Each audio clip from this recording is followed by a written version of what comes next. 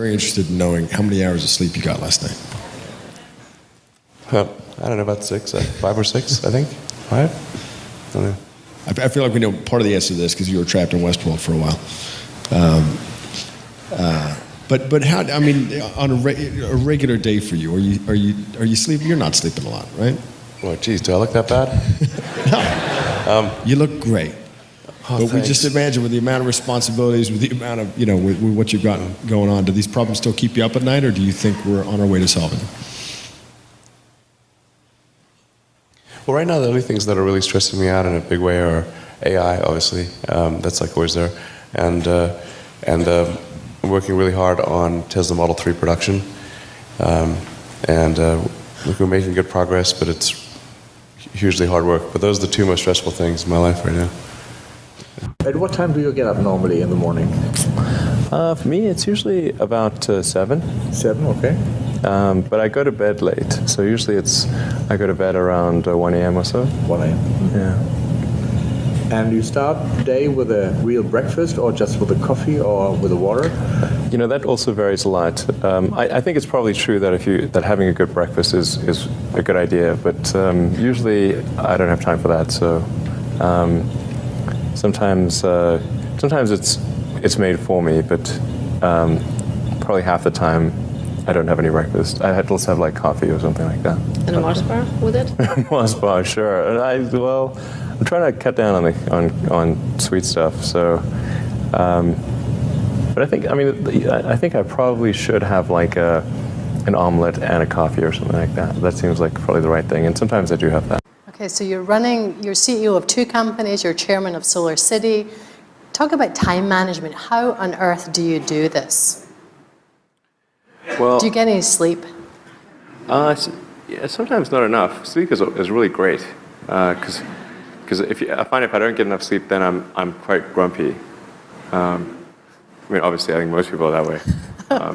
And also, I try to sort of figure out what's the right amount of sleep, because I found I could drop below a certain threshold of sleep, and although I'd be awake more hours and I could sustain it, I would get less done because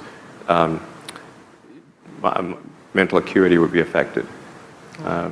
So I found generally the right number for me is around 6 to 6.5 hours on average per night. That's not too bad. Yeah. Right. And any other tips on... That is an average, though. Right. Any other tips on just managing to run 2 companies simultaneously?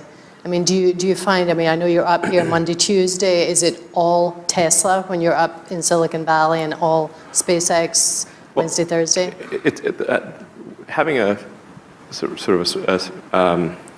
having a smartphone is incredibly helpful, because that means you can do email during interstitial periods, like if you're in a car, you're walking in the bathroom, everywhere.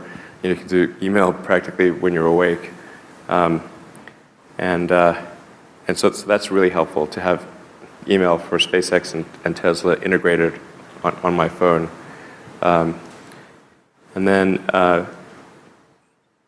it's just you have to apply a lot of hours to actually working. So the way I generally do it is I'll be working at SpaceX on Monday, and then Monday night fly to the Bay Area, spend Tuesday and Wednesday in the Bay Area, then at Tesla, and then fly back on Wednesday night, spend Thursday and Friday at SpaceX. In the last several months, then I would fly back here on a Saturday and either spend Saturday and Sunday at Tesla or spend Saturday at Tesla and Sunday at SpaceX. And where do the boys fit in? You have 5 sons. Yeah. Do they tag along with Dad on some of these trips? I do drag them along in a lot of things, actually. They're remarkably unimpressed by... some of them are going to sound like, well, you've heard it before, but it's worth re-emphasizing. I think the first is you need to work, depending upon how well you want to do, and particularly if you're starting a company, you need to work super hard. So what does super hard mean? Well, when my brother and I were starting our first company, instead of getting an apartment, we just rented a small office and we slept on the couch. And we showered at the YMCA, and we're so hot up we had just one computer, so the the website was up during the day, and I was coding at night, 7 days a week, all the time. And I sort of briefly had a girlfriend in that period, and in order to be with me, she had to sleep in the office. So work hard, like, every waking hour. That's the thing I would say, particularly if you're starting a company. And I mean, if you do simple math, you say like, okay, if somebody else is working 50 hours and you're working 100, you'll get twice as much done in the course of a year as the other company.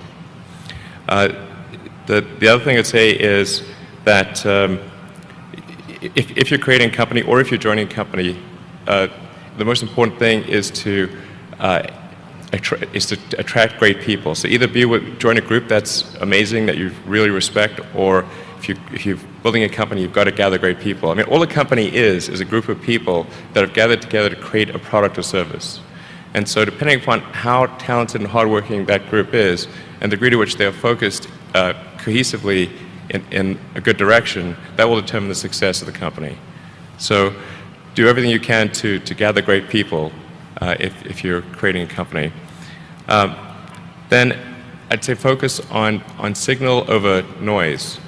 A lot of companies get confused. They spend money on things that don't actually make the product better. So, for example, at Tesla, we've never spent any money on advertising.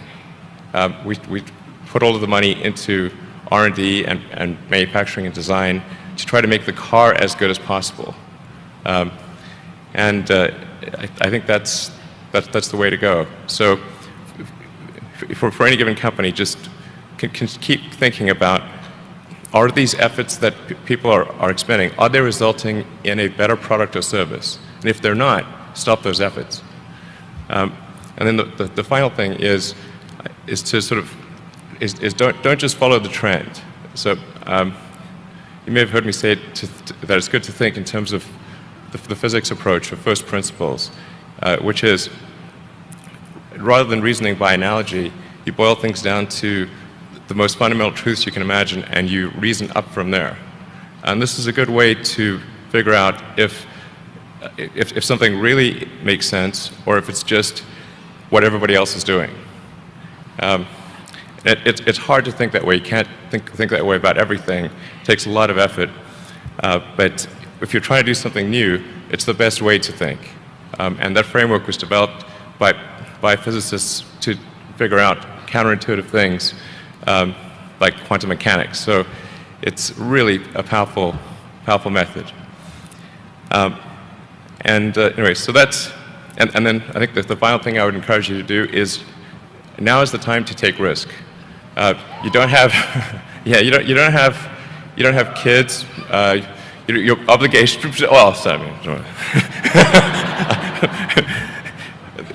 probably don't have kids.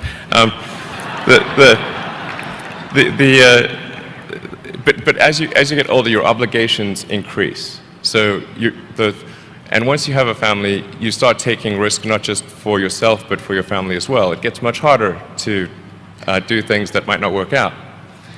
So now is the time to do that before you have those obligations. So I would encourage you to take risks now. Do something bold. You won't regret it. Thank you.